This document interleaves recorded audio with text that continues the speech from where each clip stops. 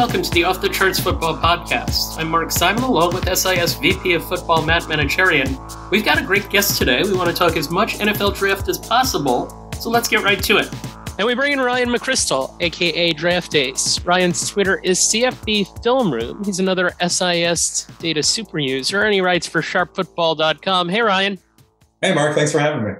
As someone who is a super user, what's an example of something that you learned about a player in this year's draft class that you could only get from our data? Yeah, I mean, there's a long list of stuff that I could cite here. Use your data all the time. Anytime I'm going through prospects, I like to pair. I'm a big believer in blending traditional scouting with the advanced stats. I just think it takes your ability to evaluate players to another level. One that I'll mention here, though, I think it's particularly relevant this year is the ability to use your stats to isolate production based on where a player lines up. And with Travon Walker potentially going number one overall on Thursday night, I think that's a really relevant conversation this year because, you know, with him, one of the things that often gets brought up is sort of the excuse for his lack of production is basically the role that he plays in that defense, which his versatility is extremely valuable. And one of the reasons why I see him having like a pretty safe floor, because you can use him as a chess piece on your defense and move him all around. You got to love that aspect of his game, but using your stats, you can really isolate, you can break down specific parts of his game and isolate what he does in different areas. So if you look at passing downs, like on third down and 5 yards or longer, he's lining up on the interior 46% of the time. So again, that does explain some of the lack of production, but we can also remove that and look only at his production when he's on the edge in those situations. And one of the reasons why I'm not as high on him as other is his lack of production in that specific area. On those third and long situations, when he's on the edge only, he's generating a 9.1% pressure rate. When you compare that to Thibodeau and Hutchinson, the other pass rushers at the top of the board, it's 19% for Thibodeau, 17% for Hutchinson. So like with Walker, love the traits, love the versatility, but you can kind of see like he doesn't quite pair those traits with the production the same way that Thibodeau and Hutchinson do to a slightly better degree. Yeah, it's something like, what has he done? He hasn't produced anywhere near to the level of those guys. What will he do? You know, the jury's still out on that. So anybody that acts like we know, like, oh, it'd be a dumb pick to make, like, okay, pump your brakes, guy. This is the NFL draft we're talking about here. I think you're spot on because what I love about him is I'm picturing that he comes in, starts on first and second down on the outside, and then he bumps down into that 3 technique on third down, and you could have a real plus interior pass rusher. Unfortunately, that's not what the production's been to this point. There are flash plays that you see on film, but we do the expected pressure rate and pressures above expectation. And that really boils down exactly what you were talking about. Your alignment, what type of drops you're seeing from the offense, right? You're more likely to get a pressure on a 7-step drop than on an RPO. If you're facing against that, very hard to generate pressures there. Given all of that, he's still below average amongst the players in this class. He's minus 2% pressures above expectation. So the production hasn't been there yet. So I see him the same way that you do. Boring. Ryan, I think we've talked about this in the past couple of weeks. Where is an appropriate place for him to go in the draft? If it were up to me, I'd probably feel more comfortable drafting him like somewhere in the teens. In the top 10, if I were the one making the call, I would just feel so much more comfortable spending that investment on a guy who has more of the blend of the traits and of the production. And then once you start to drop into like the middle of the first round, end of the first round, you start to lose out. There just aren't enough players who blend both of those things. So that's when you can start to go after Walker, who has the traits. But because of the versatility, also I think has a pretty nice floor too. Yeah, it's like if you picture the pie chart of what you want out of a good football player, if you're talking about prospects, you want guys that are productive, really athletic, that have clean bill of health, that have great character.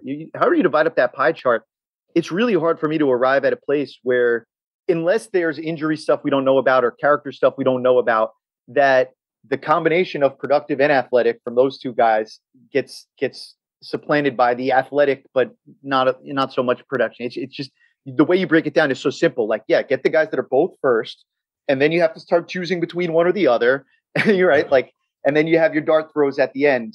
It's almost like it seems too simple when you break it down. That maybe Travon Walker is just that unbelievable in an interview. Yeah. Last week, I think we compared him to Anthony Bennett in the NBA draft a few years back. When you're looking at stats, and this is kind of a continuation of the previous question, and we could go in any number of directions here. We'll let you pick the direction, essentially. Skill position, lineman, whatever. Is there like a number that you view, or not a number, but just a data point? You honed in on a couple already, but is there a data point that you view most favorably when trying to do evaluation? Yeah, another one that I use specifically with the offensive lineman, and specifically really early in the process, I like looking at your stats to kind of get me started on offensive linemen, just because from doing this a long time, this will be my 19th year covering the draft. I've sort of recognized over the years that offensive line is probably like a weak spot for me. I'm not as good at just purely watching those players and evaluating them. And so I find it really helpful to go to those stats first and sort of like use that as a way to like narrow down the pool. Like, who do I really need to pay attention to? Because, I can look at lists and see names out there and then sort of like use that list to be like, okay, like, who has really good, I look at your total points metrics to start out. Just sort of like that all-encompassing stat. I don't put much stock in like a guy who ranks 12th being better than the guy who ranks 18th. But if a guy ranks 12th and a guy ranks 90th, that is probably really meaningful. There's probably something there. And so that'll help me kind of like narrow down. I want to look at the guys who are at the top of a stat like that and sort of like get me pointed in the right direction. Mark, is that similar for you? Is that when you look at something like, you've been a baseball analyst forever, so I'm kind of getting with the OGs here. Is that do you often like start off with that sort of thing and then go in that direction, or? So an example of that would be like start of the season, right? We've got these 15 game samples, and I'm hearing people that are referencing our defensive run save totals, and that seems kind of odd. And I think when you look in particular at a stat like that, you shouldn't be looking at it till you get to about 40, 50 games. But there is a situation where I think you can look at it, and I think it's the McCrystal example there, where you've got the Padres in first, and you've got whoever currently ranks last in defensive run save. I think there's something there. Again, it's early. I think you want to look at the totality of things, but I feel like that would be an example on the baseball side, definitely, where I'm not necessarily saying that the Padres are a better defensive team than the fifth best defensive team at this point, but I'm feeling a little more confident about them being better than the 21st, 22nd, 25th, whatever. And I'm sorry for putting you on the spot, but I do think it's interesting to learn that both of you really believe in starting with the Holy Grail stat, using it for some directional purpose, but not taking it as the Holy Grail literally. I think a lot of people kind of get frustrated with things like that because there's one thing that bothers them on the list, and it's like, how is that possible? And you can get stuck on that. But it's interesting that people that really make great use of this stat both kind of have a way different perspective on it, but your perspective kind of matches even though it's across sports. That is undoubtedly the largest problem that I had trying to explain things to former baseball players 10 and 15 years ago. Anyway. All right. Sorry. I knocked things off course. Let's you get back did, very much so. No, that's a really good conversation, though. I mean, it's completely right. Like, people do it, have such a hard time wrapping their mind around, like, just because we say a guy is 12th in this all-encompassing metric doesn't mean he's actually literally the 12th best. Yeah, how is that possible? Yeah. Definitely get enough of that. One of the things that's cool about Ryan's Twitter feed, particularly CFB Film Room, is that you can kind of go through Twitter and you can just pick off talking points that you can talk about on a podcast. So let's start with this one. You tweeted the edge pressure rate leaderboard for NFL draft prospects. You mentioned it already today. Kayvon Thibodeau at 19%, Hutchinson and Karlaftis the next two. Last week, Hayden Winks talked about how much he liked Thibodeau. Are you team Thibodeau too? Yeah, I am. He'd be my top edge rusher for sure. And we already talked a little bit about how he blends both traits and production at the very top of the draft. For me personally, that's what I'm looking at. Obviously, one of the reasons we have to acknowledge, like, the character, work ethic, motor concerns, like sort of that vague category of stuff is one of the reasons why it seems like he might fall a little bit further than the traits would indicate. For me personally, I tend to try to ignore that kind of stuff. For one, because I can't just sit down and one-on-one with him and get, the best answers possible. So it's hard to factor that in. But even when we do have some information, like, I'm sure there's something there. Obviously, he's rubbing teams the wrong way, and that's not irrelevant. But I also feel like the type of stuff that's said about him, if you put him in the right situation, it's going to be completely irrelevant. Like, if you get him into an environment where he feels comfortable and he fits in, we're never going to hear about it again. If you put him in a bad environment with sort of a toxic locker room and a coach that's not good at handling those types of players, it could become an issue. So you got to have some confidence in your coach, but hopefully every team does have confidence in their coach, and that's why they hired him. So I would be inclined to not factor that into my grade at all. Yeah, like you hear a lot of talk about that. You don't hear a lot about the fact that he led edge rushers in this year's draft in broken and missed tackle percentage. Not a lot of people talking about his tackling ability. Somehow it's all about like what's going on in those hidden meeting rooms that may or may not be to his detriment. We'll see. So next on your list, you had a Ahmad Gardner stat. No completions allowed 15 or more yards on more than 450 coverage snaps. And you asked the question, is he CB1? I know with us, he's not CB1. He's CB2. Is he CB1 for you? He is for me. Is it Stingley for you guys? It's Stingley for us. And I will mention that our grades do not incorporate injury risk. So we'll have to run it through our, John Veros to see if he would approve the actual selection. But we do have Stingley up above, but both of them at that 6'9" grade. We're talking about number one corners, both of them, I think. Yeah, I have Stingley too, and it's relatively close for me. With Gardner, for me, again, it's like the traits and the production. The production, I mean, there's a million stats out there that demonstrate how productive he was. And he also has the traits. He has just the length that almost every team would prefer to have at cornerback. It's hard to find guys that have his kind of height and length on the edge. And then also one of the other things that really kind of stands out to me, it's a little bit hard to like quantify how much this matters, but I think it's really telling how much the coaches in that conference decided to stay away from him, especially considering that on the other side, he had Kobe Bryant, who's also going to get drafted. Like Kobe Bryant on his own, if Gardner wasn't on the other side, we'd be talking about them avoiding Kobe Bryant. He is that type of talent in that, especially in that type of conference. He would be like the superstar of that defense if he didn't happen to be lining up across from a, probable top 5 pick. So the fact that they were like, you know what, we'll take our chances with that NFL quarterback as opposed to the other guy, that really sticks out to me. Like clearly the coaches who were studying him week in, week out, and trying to make decisions on how to design their offense felt like this guy is just on a complete other level than everybody. Did you have Kobe Bryant as your CB3? I don't know. I have him down a little bit further, but certainly in like the day 2 range. I think he's a worthy day 2 pick, which in the American Conference, like that's usually as good as it gets. Like that's a big deal for them to have a player in that range. Yeah, it's nuts. And then you add Ridder to that too. And I mean, like you see why Cincinnati was in the playoff. Kobe Bryant for us is their number 34th ranked player overall. He's at a 6.7 grade. So another NFL starting level grade. So literally 2 starting NFL level corners on that defense. And like you said, Sauce Gardner, what's not to like? 6'3". He's demonstrated the ability to press all over the place. No completions because people just were afraid like hell to stay away from him. So there's definitely a lot to like there. From cornerbacks to receivers, you gave us a bunch of tweets about NFL route adjusted stats. Explain what that is. Give us a notable player and how their stats change as a result. Yeah, I love these stats. And you can use them for quarterbacks, receivers, and for defensive backs and coverage. Basically, what I did is you guys have stats for each individual route. So we can look at each route and we can see what's the average completion rate here? What's the average yards after catch rate there? For defensive backs, how often do they make a play on the ball against the different route types? And the numbers are exactly as you would expect. Like on a screen route, the catch rate on catchable targets is extremely high. It's like 96% or something like that. Whereas on a go route, the catch rate is like 44%, something like that. And same thing on like the flip side for defensive backs. What we call the ball hawk rate, the ability to make a play on the ball on a screen route is basically 0. You're not interrupting those plays very often. But on a go route, you have an almost equal opportunity as the wide receiver to go back in coverage and make a play on those balls. So it really helps. It helps isolate what you were asked to do. So like receivers, especially, there's a wide range of roles that you can play at wide receivers. And so you're going to get a wide range of catch rates that can be a little bit misleading. And I'll bring up an example, sort of like a proof of concept example from a couple of years ago.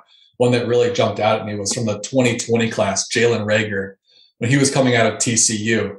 His numbers were not great. And a lot of people were really quick to just sort of brush it off because his final year in college was Max Duggan's freshman year at quarterback. And he had kind of a rough year. And so people were sort of like, yeah, the numbers were bad, but it was Duggan's fault. Let's just ignore that and look at the traits because he ran really well, certainly dangerous when he did have the ball in his hands. But if we looked at the route adjusted catch rate, which again, removes uncatchable throws. So anything that was obviously Duggan's fault, the way you guys chart your stats, that was already taken out of the equation. And if you look at him, he had a -8 route adjusted catch rate. So 8% below expected. And really everybody else in that draft class was significantly higher than that. As expected, most guys are above average. That's why we're talking about them going to the NFL. So that really jumped out at me. I don't know how I would have approached it if I had been looking at this a few years earlier without access to that stat. I may have been inclined to follow suit and be like, yeah, it was probably Duggan's fault. Like, he's an electric athlete. I'll just brush that off. But I took that into account. That looked like a big red flag to me, and it really stood out as a meaningful number. It fits in with how often production is more, your college production can more dictate your floor, whereas your athleticism can dictate your ceiling. I think that's like a pretty good example right there of how you were discussing earlier. You want both the athleticism and the production. That's why, yes, Rager, you could see some of the physical traits there, but I think there was also reason to be a little bit buyer beware because of the lack of production. And it wasn't just about the quarterback, as you pointed out. I'm really curious because usually when you look at sort of breaking things down the way that you're breaking them down, you might find one sort of relationship, like you might be looking for how good is this guy given the routes that he runs, which is interesting in its own right. Do you also get something from here's what he's asked to run? And how does, like, I'm curious to hear how you analyze that. Yeah, absolutely. I mean, if you scroll through that CFB Film Room Twitter feed, you'll see some charts I post where I highlight the most common routes for different receivers. And I think that's really telling too. I always like to say, like, just because a guy didn't do something in college doesn't mean he can't in the NFL.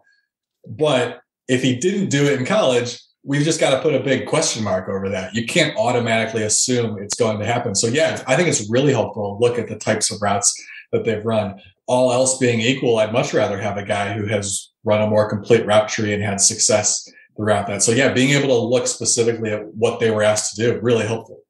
It seems like a great time to promote the SIS Data Hub, pro.sisdatahub.com. Matt, you want to give some of the highlights?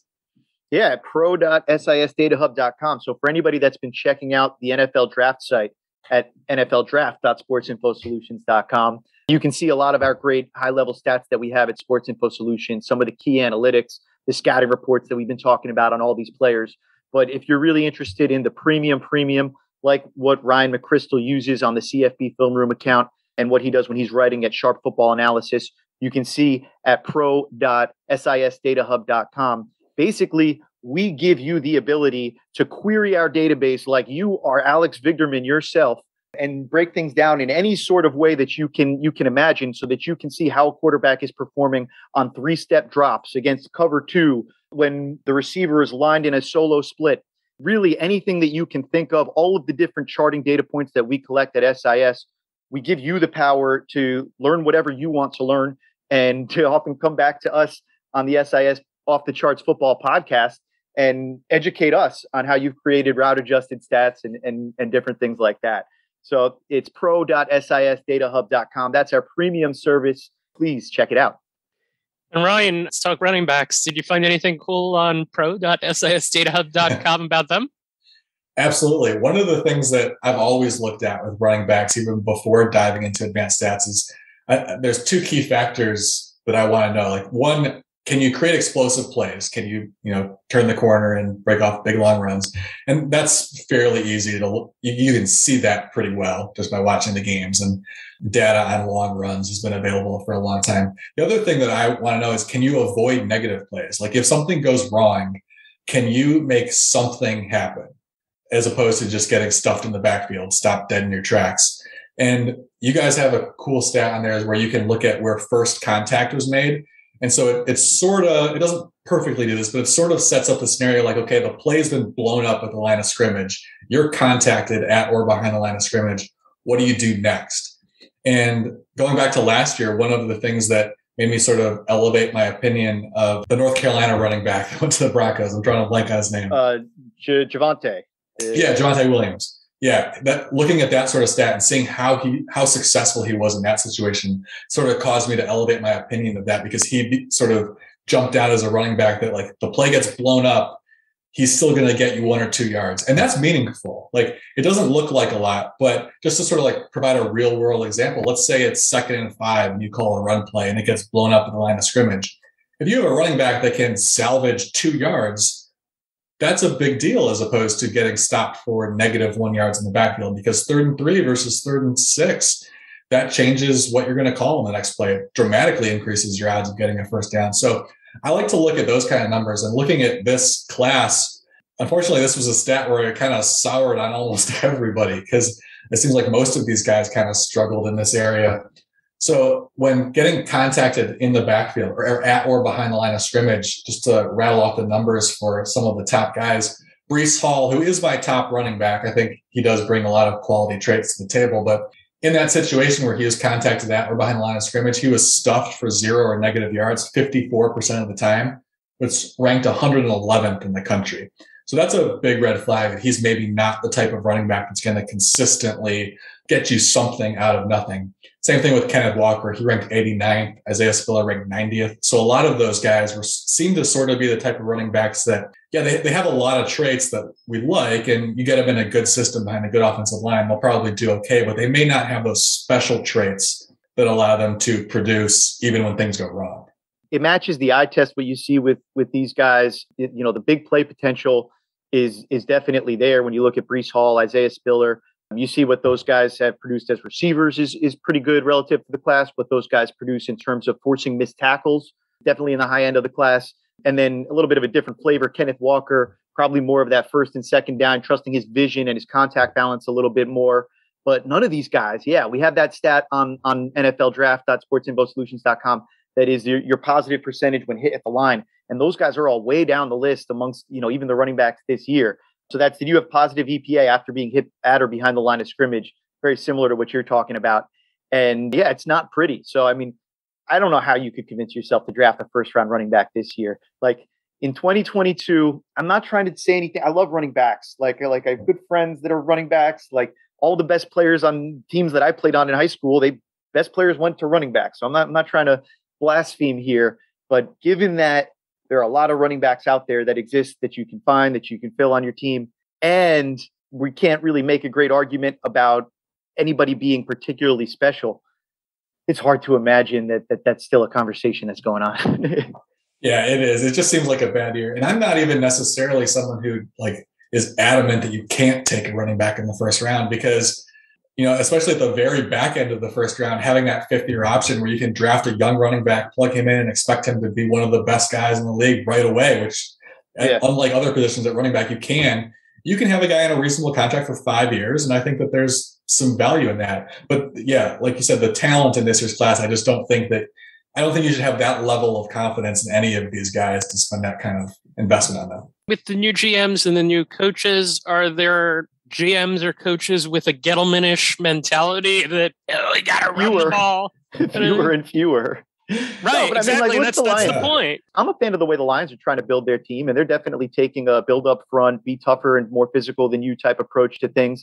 And I think when you complement that with the modern approach, that's a great way to build a football team. Because at the end of the day, this is a violent sport, and you want to beat the hell out of your opponent. That's part of winning the game. But yeah, I mean, I don't think anybody in the NFL now is trying to say, let's become a run first. That press conference was the last of its kind, basically. The one where Gettleman was like, you gotta be able to run the ball, and you gotta. Yeah, it probably was. This is something that I've brought up in other conversations with people, that I wonder if we're going to have to start to adjust our expectations for certain other types of players in the draft, because when you look around the league, there's just more and more young GMs who've kind of come up through the ranks being exposed to analytics, even if it's not their background. Like the guy in Minnesota, it's obviously one of the more recent examples where that's his background. But even the other guys, just like anyone of the younger GMs, they've now come up around this stuff. And even if they've come up through a very traditional scouting background, they've still been exposed to it from a younger age, and they're going to be more comfortable with it. And I think it's changing everybody's approach to it. All right, we've talked for a good while, and we've avoided quarterbacks so far, which is good. Is there a quarterback you like outside of the top 2, Pickett and Willis? Yeah, well, actually, the number 1 guy on my board is Desmond Ridder. And I if we were to talk about traits and whatnot with other people, I don't think I would necessarily hype him up beyond what anybody else would. It's sort of a little bit of like personal preference when you come to actually like placing these guys. And also, I should say the top 6 guys I have grouped pretty closely. Right. There's a lot of guys that I sort of feel like maybe they're a starter in 3 to 5 years. 3 to 5 years from now, one of them probably will be, and the others will disappear. But Ridder is sort of, I like the fact that he has a good blend of decision-making and athleticism. And I think the way that teams are playing offense, designing their schemes these days, that would be a pretty safe pick. You could probably comfortably, even as a rookie, design an offense around his traits where he's competent and you can win games with him. He could function. So, I agree with the assessment that Willis has the highest ceiling. And I agree that Pickett has a lot of traits that you like. He has better accuracy than Ridder, but I just think the blend of that decision-making and accuracy kind of makes it a little bit easier to build something around Ridder right now. It is interesting, the level of consensus, because I didn't love Ridder in my eval on him. I felt like there are definitely things to like, but I kept coming back to what I thought was an inconsistent release, an inconsistent delivery that was leading to inconsistent accuracy. I don't always care about what it looks like coming out of your hand, but if it doesn't always get where you want it to go, then I start to look at that stuff a little bit more. And maybe that's fixable to like argue, devil's advocate. We've seen people improve their accuracy, improve their mechanics. And if you think you can do that, then the decision-making that you talk about, I think it's like unanimous. I don't know anybody that's watched him, that's really studied him, that hasn't come away saying, in terms of him going through his progressions, the ability to read defenses, you see it out there. You just see a guy with feel. I remember seeing him in person at the Senior Bowl. It really, being around Drew Brees all those years, just kind of you walk past him and you feel the energy that he has. Ridder has a little bit of that quarterback energy to go with that decision-making too. So I like that. But at the end of the day, I couldn't get there with the physical tools perspective. Some of the advanced stats actually come out in his favor a little bit more than I might care to admit. But I do think you're right that he's one guy that could come in. I don't know what the upside is. I've been saying this about Pickett too. I don't know how he's going to beat Mahomes and Josh Allen in that AFC Championship game without a really special team around him. But in terms of somebody that can be functional, like could win games for the Pittsburgh Steelers next year, absolutely. So looking at our top 6 quarterbacks, just to run them down, maybe we can compare with what Ryan's got. Willis 1, Pickett 2, then Matt Corral 3, Sam Howell 4, Carson Strong 5, and Ridder 6. How does that compare, Ryan? Yeah, so I'll just rattle mine off. I've got Ridder 1, Pickett 2, Willis 3, Strong 4, Howell 5, and Corral 6, but all grouped really closely together. I mean, I use a number system sort of out of 100, and the grades range from 76 to 69. So those are all grouped closely together, and that would sort of put them in the range of like, I could justify taking them in like the 3rd to 4th round. Like, I'm so happy that we've been doing these podcasts and Mark's always coming and talking about the big board and the rankings, and we've got them 1 through 6. And I'm here like, no, but the grades, look at the grades, they're all this. And you basically have the exact same perspective on that. It's so easy to get lost in like, he's QB1. I'm like, yeah, but I said he's the 40th best player in the draft. Yeah, absolutely. I've had that exact conversation about the wide receivers because I'm quote unquote low on Jameson Williams because I have him, I forget what, like 18th on my board. And I'm like, no, I think he's the 18th best player in this draft. Yeah. He's really good. He's too low. We have the exact same grade on him and the guy that's ranked the number 1 at receiver, but he's too low, right? Funny how that works. All right. We don't typically talk like team fit here, but we're going to talk team fit here for one question with 2 questions left. Is there a player fit that you really like? Maybe one beyond the top 10 picks? It's not as obvious. Yeah, I think one that jumps out to me would be Treylon Burks if he's available for the Cowboys when they pick 24, I think. He'd be a really great fit. That offense does a really nice job of setting up their receivers to produce after the catch. And that's a big strength of Treylon Burks. I think with the ball in his hands, he looks like a running back. He's really one of the few, I guess Drake London does a little bit, but who kind of can break tackles. And he's got decent speed too. He's not, in the Chris Olave, Jameson Williams, Garrett Wilson group, but he has enough speed. And then you couple that with the ability to break some tackles. He's dangerous. And so, especially since they lost Amari Cooper, who was really productive in the slot for them, Burks had a lot of experience in the slot. I think he could probably not do all of what Cooper does because Cooper was probably a little bit better at getting open down the field than Burks will be. but you could plug him into a portion of that Amari Cooper role, and I think he'd really excel. Yeah, no more Cedric Wilson also there. So you have two strong receivers in CeeDee Lamb and Gallup that I think each have their own roles pretty well defined. I agree with you. Treylon Burks getting mixed in there would be pretty exciting. That would be juicy in Kellen Moore's offense. That would be a steal for the Cowboys, given that we have him ranked as the 9th best player on the big board. Yes, unless you go back to what we were talking about, the receivers being bunched together, because, pick your flavor with these guys, really. All right, last question. To close, I'm going to pull one from the Wayback Machine here, a term that I used to use when I worked with Ryan at ESPN. Ryan, can you look into your McCrystal ball and tell us what the Browns are going to do, since that's your team? Yeah, so one player that in my mock draft, I've been doing a first-round mock draft, but then also listing up one player for every team that's outside of the first round, just to give those fan bases a little something to look forward to. And a player that I've had paired with the Browns is Drake Jackson, the edge rusher from USC. Knowing that they're a little bit of an analytically minded front office, they tend to be drawn towards players who have traits, which Jackson definitely has. He has the length that, looking back at their recent history, they definitely covet length from their edge rushers. He's got 34-inch arms, so I think he checks that box for them. They also tend to target younger prospects. They like guys who are young enough that it's a little bit easier to justify like a growth projection with them. And he just turned 21 this past week, so he's actually one of the youngest prospects in the whole class.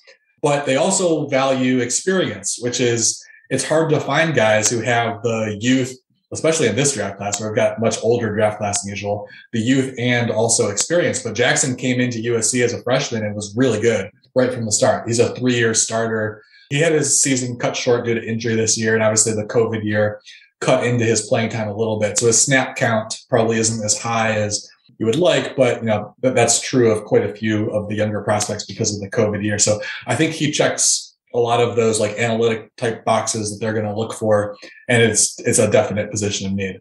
Yeah, young, athletic, played early. That's pretty much what the algorithms will tell you to go get. Right. And the thing that's interesting here too is this is one where I think we would disagree, right, Matt?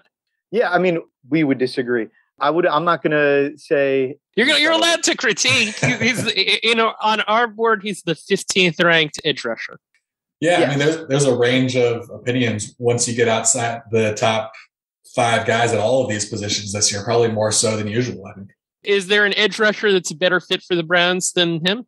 One guy that I think, in a similar spot on our board, to go back, Mark, that I'm interested in would be Sam Williams out of Ole Miss. Sam Williams is a guy that I get excited about when I think a little bit deeper, and because I get more interested in the production guys that I think have enough from the athletic perspective, which is just flipping on its head, kind of the really great athletic potential with a mix of production. Like we talked about again at the beginning, you kind of got to start choosing once you get a little later in the draft, which way you're going to go. So he's a guy I get excited about there. Ryan McCrystal, sharpfootballanalysis.com. It's where you can find all his content. CFB Film Room on Twitter.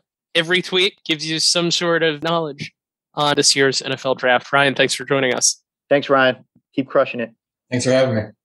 And this wraps up the Off the Charts Football Podcast. We'll have blanket coverage of the NFL draft on our Twitter feed, football_SIS. And you can head to nfldraft.sportsinfosolutions.com, where up to 400 scouting reports, key data points and analytics on every player, complete analysis on the best fits for every NFL team, research studies, and much more. It's the most comprehensive draft site that you can find. And then come Friday morning, we'll have another podcast reviewing all the first-round picks. For Ryan McCrystal, Matt Manocherian, and our producer Justin Stein, I'm Mark Simon. Thank you for listening to Off the Charts.